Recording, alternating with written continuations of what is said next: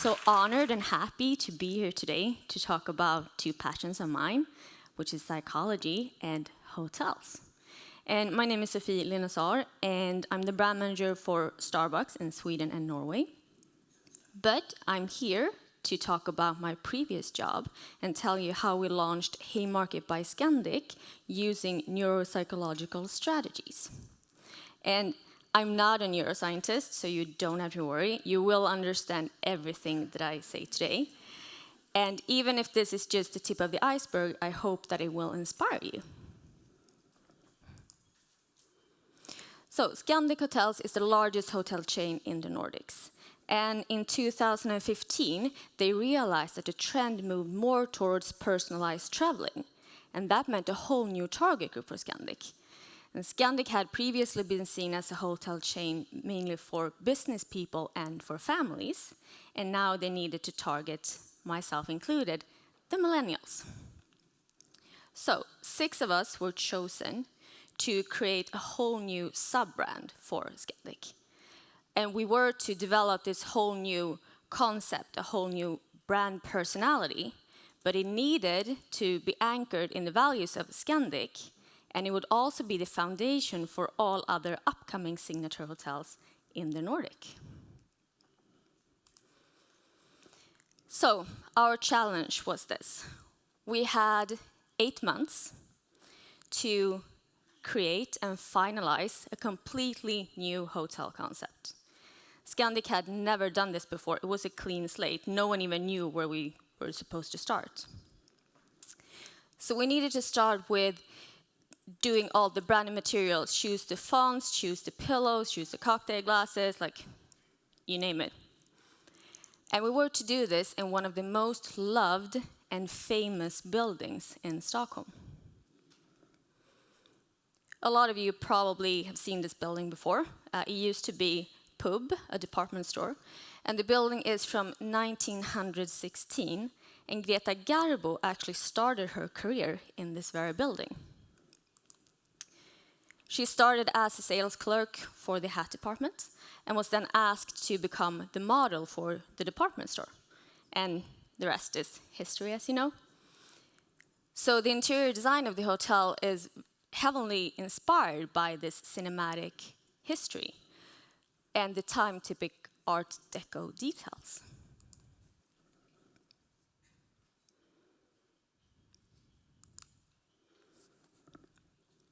But it was very important for us that while we had Greta as a role model, the decadent and classic and stylish, we didn't want this to be dull. We didn't want it to become a museum.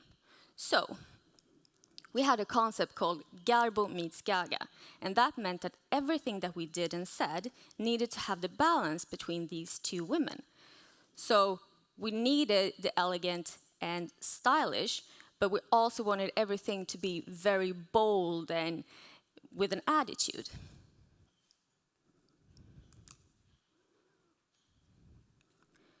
To explain this very easily, neuromarketing is the science of consumer decisions. Why do we make the decisions that we do based on how our brains are wired? And you might not believe me in this, but 95% of all decisions that you make are made subconsciously, which means that you are not aware that you're actually making a decision.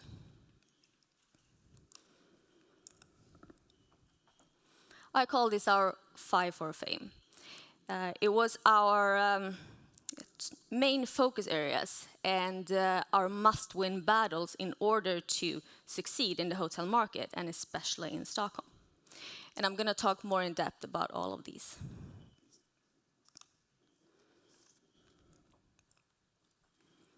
Neuroscientific studies shows that emotion influence attention and memory, and this is called emotional markers.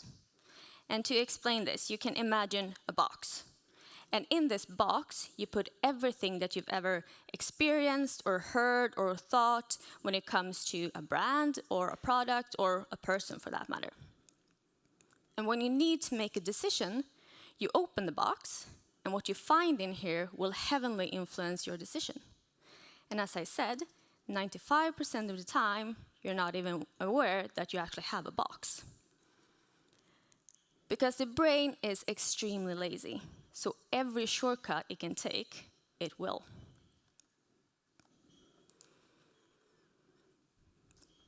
You've probably heard lots and lots of brands saying that they aim to become a love brand.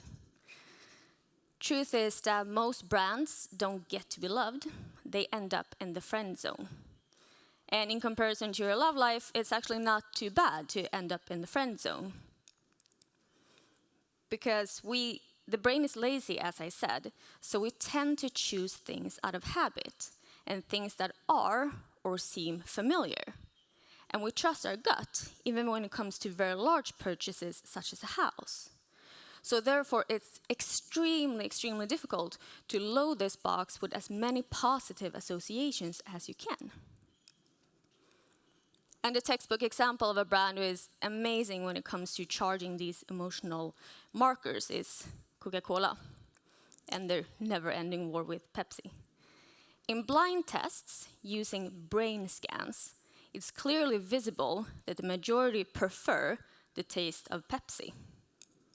But when the subjects are told that they're drinking Coke, the areas in the brain that involves emotions and thoughts and memories are activated, but not when the subjects are told that they're drinking Pepsi.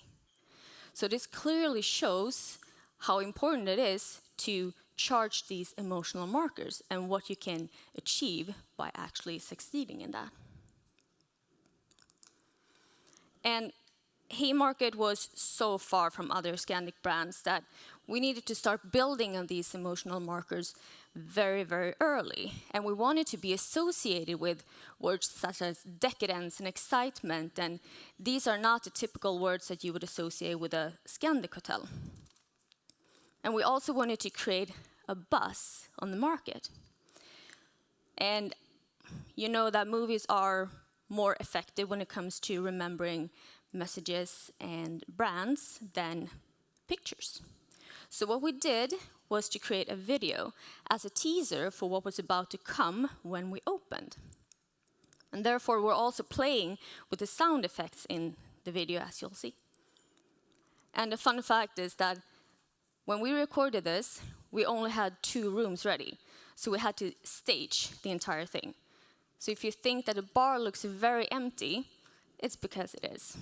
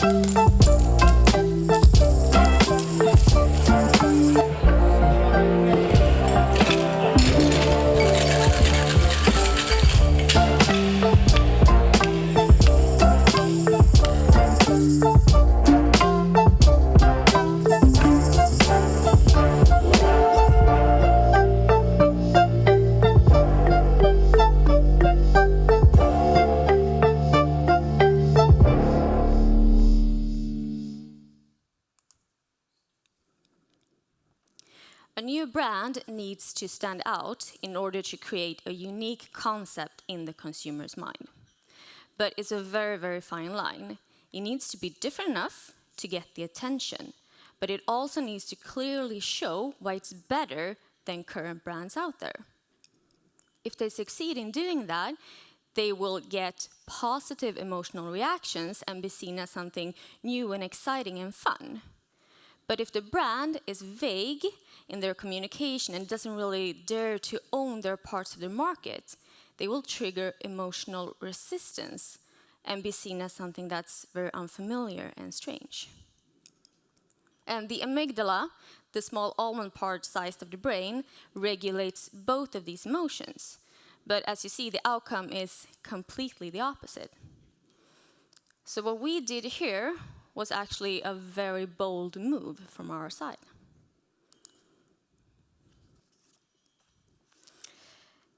We were actually the rebels, I can say, Chris, because we started by looking at what our competitors in the hotel market did, both in Sweden and in the Nordic. And then we decided to do the exact opposite. We didn't do any ads. We went as far away from corporate as possible. And we developed this Haymarket personality for the hotel. And it was a very quirky and fun tonality, and you can find it in social media and in the rooms and in the signs in the hotel. So it was everywhere. It was the hotel.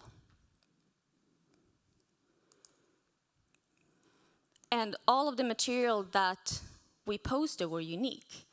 Before I left the hotel, there weren't one single repost, and I posted at least once a day.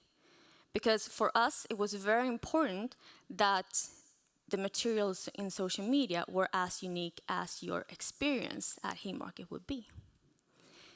And I was just waiting for the headquarters actually to call me and say, you need to keep this more corporate. This is actually a hotel. But they didn't. And the other hotels used this as a template for their own strategies. We also diversified a lot when it comes to videos. If you think about a typical hotel video, it's usually a beautiful couple holding hands, walking through the hotel, drinking champagne, and enjoying the atmosphere. And we wanted to add this playfulness into our videos and add a lot of movie references due to our history. So we did this when we wanted to show what our hotel looked like. And this is just a shorter version, but I think that you will get it anyway.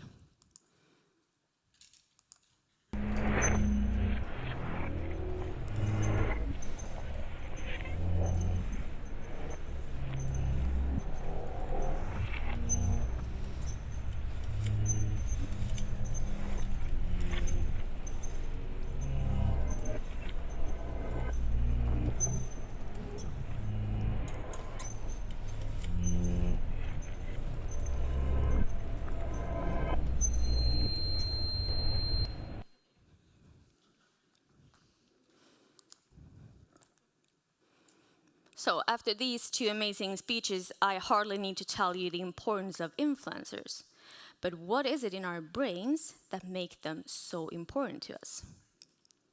The desire to belong somewhere is an evolutionary process, and it was needed to survive. And the modern version can be called consumer tribes, which means that we find someone that we want to follow and that we idolize, for example, an influencer. So when, for example, Kinsa recommends something, we want to do as she does in order to confirm our membership in her group. And this is also called social proofing, and you can blame the gray hair trend and unicorn bagels on this. And influencers often share personal content in their feeds, just like our friends does. And this builds on this familiarity aspect, as I've been telling you about. It's extremely important. And it makes it easier for us to relate to them than, for example, a Hollywood celebrity. And a recent study in the US actually shows that influencer ads are 277% more emotionally intense and 87% more memorable than a Hollywood ad or any other TV ad, for example.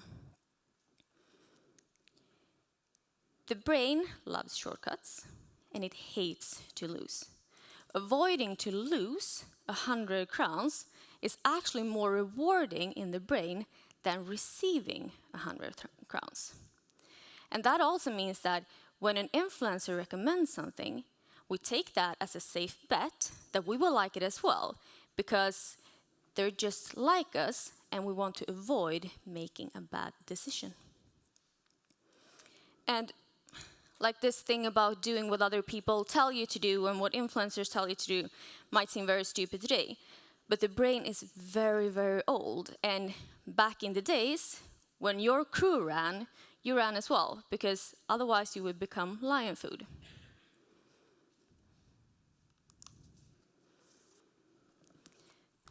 Of course, we relied heavily on influencers at Haymarket, and especially since we didn't do any advertising. But we never paid influencers or anyone to stay with us, and we never bought their content. We didn't demand any types of contract with the people that we collaborated with. We actually told them that if you want to stay with us, you have to pay. So, how did we succeed in this? Honestly, a lot of influencers are very spoiled. They're used to getting what they want. And I get so many emails every day with people asking me to pay them or buy their content. And I always declined, and I said, we're worth paying for, and we want to earn our reputation. We don't want to buy it. And the people that we still wanted a collaboration with was offered an exclusive price, just for them. Still, no demands on content, no contract. And this activates the reciprocity mechanism in the brain, which means that when you're given something, you're more likely to actually want to return the favor. And this means that when I gave them a discount, they still had to pay, but I gave them a discount, and then they would provide me with content. And we actually received a lot more material than we would have if we would have written a contract in the first place, because they felt selected. They knew that I did not give away this to anyone. It was just specially for them. All thanks to the simple word no.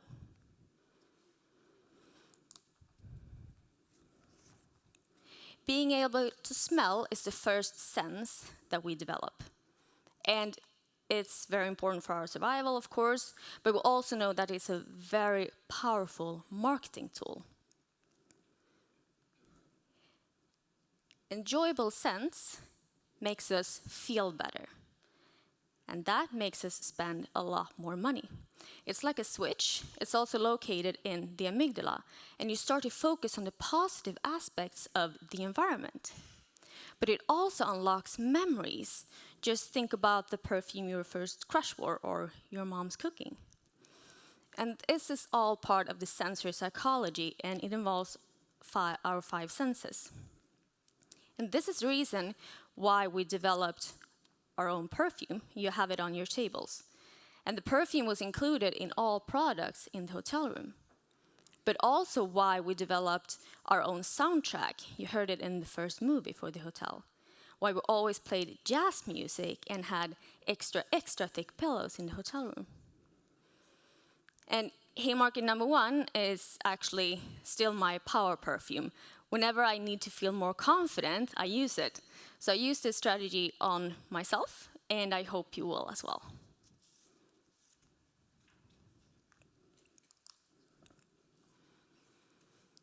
The brain loves surprises.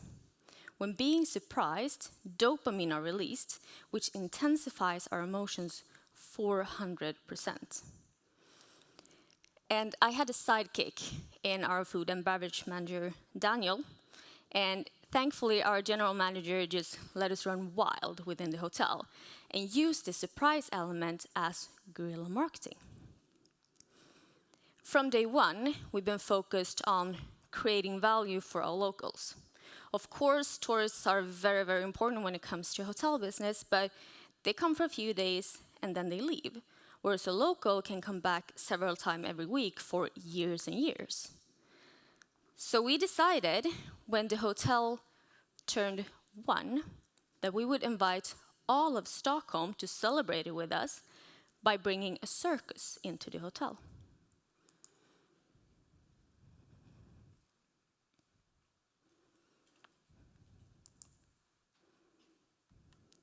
So we had a juggler on stilts, we had a woman eating fire, and it was cotton candy and popcorn and balloons everywhere, and it was a huge success. But we also made sure that something new and interesting was happening at Haymarket on a rainy Monday in November. We had pop-up fashion exhibits in the lobby, for example, with Ida Lanto and Lars Wallin. We had a 4-meter tall Christmas tree entirely made out of candy, and that huge replica of the hotel made in gingerbread. But it was also very important for us to surprise our staff. And we've had staff parties with oil drum bands who only play Disney songs, and everyone would dress in pirate uniforms. We've had bagpipe bands, we had a Christmas party with a Mexican fiesta, and the waiters wore Star Wars uniforms. Because it's equally as important to surprise your staff as it is to surprise your guests. You gotta keep them on their toes. My favorite event of them all is called Cocktail Lane. And by this time, our bar had won so many awards and was so talked about both within Sweden and Nordic. So we wanted to create something very special and exclusive along with our suppliers. So we closed an entire floor of the hotel, and we built 5 different bars in 5 hotel rooms. So you could start the evening in this opium den with smoke and stuffed beavers, then head over to the monkey shoulder room and play old school video games like Pac-Man, and end the night in a bed sipping a penicillin and listening to a live jazz band. And this was extremely good branding for us, and we didn't pay anything. We were so talked about and had built our brand so strong that our suppliers felt that they would still earn from being associated with us, even if they had to pay for everything.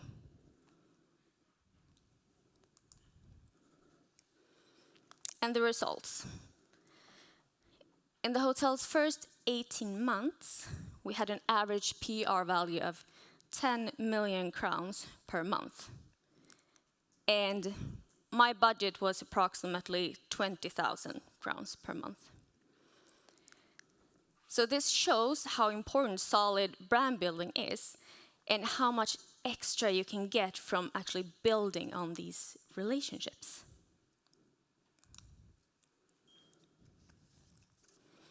Nobody likes to fail, and especially not the brain. When we win or achieve something good, dopamine and testosterone are released, which builds our confidence and makes it easier for us to actually do it again in the future. The loser effect is, of course, the opposite, and some research shows that failure can impede your concentration and sabotage future performances. So we had a live podcast in our Café Greta's over a few months, along with very famous potters. And we did this along with a brunch in our restaurant Paul's. And we thought that this is going to be a success because people want to have brunch and listen to the podcast. Turned out people really didn't want to pay for brunch. So they went into the cafe, listened for free, and then left. So we had to close down the brunch after 3 weeks because it just didn't pay off. And at one point, we ordered that very, very exclusive handmade Italian bar wagon to use as an in-room bartending service. It arrived 6 months too late. When we loaded it, it weighed 80 kilos, and 3 people had to carry it down the stairs, and it was too broad for most parts of the hotel. So, we did a lot of mistakes during this time, and you're allowed to do mistakes. But the problem is that people tend to choose the loser effect rather than to talk about what went wrong. Because then they would have to admit making a mistake in the first place. So share your failures to avoid doing them again. And failing is actually learning.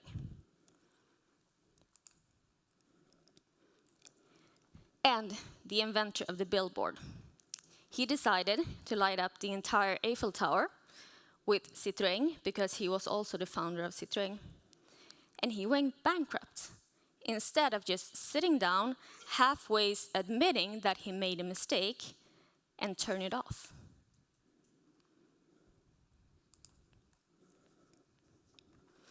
Honestly, branding and marketing in a hotel, extremely, extremely difficult. And at Haymarket, we had over 2,000 people entering the hotel every single day. And from the branding that we had done, we knew that the expectations were sky high, but we needed to deliver even better in order for them to actually come back. Their experience needed to be spotless. And none of this can ever be achieved without having employees that are proud over the product. It doesn't matter how nice and glossy or fun your strategy is, if the people facing the guests every single day are not proud or able to deliver what you promised them. So from day one, we've been using all of these strategies that I've been telling you about on our influencers, on our guests, and on our staff. So we had our own tribe, and it was called the Haymarket family.